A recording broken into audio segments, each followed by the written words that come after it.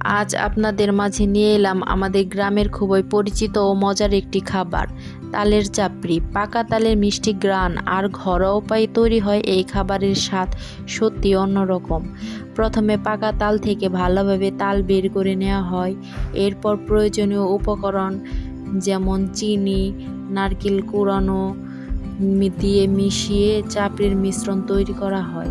মিশ্রণটি যখন সুন্দরভাবে তৈরি হয়ে যায় তখন সেটাকে কলার পাতার উপর দেয়া হয়।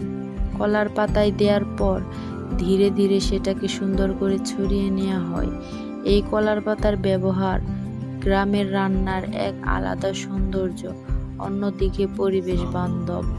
অন্যদিকে খাবারের মধ্যে একটা চমৎকার দেশি অনুভূতি চলে আসে। এরপর শুরু হয় রান্নার পালা। ধীরে ধীরে যখন তালের চাপড়ি রান্না হতে থাকে তখন চারপাশে ছড়িয়ে পড়ে তালের সেই মিষ্টি ঘ্রাণ। আমাদের গ্রামের অনেক পুরনো খাবারের মতো তালের চাপড়ি শুধু একটি খাবার নয়, এর সঙ্গে ছড়িয়ে আছে শৈশবের স্মৃতি, পরিবারের সবাই মিলে রান্না করার আনন্দ আর গ্রাম বাংলার সহজ সরল জীবন। আজকে এই তালের চাপড়ি দেখে আপনাদের কার কার ছোটবেলার কথা মনে পড়ে গেল কমেন্টে জানাবেন। ভিডিওটি ভালো লাগলে একটা লাইক দিয়ে পাশে থাকবেন। আর এমন গ্রাম বাংলার খাবার ও জীবনের ভিডিও পেতে ফলো সাবস্ক্রাইব করবে, পাশে থাকবে।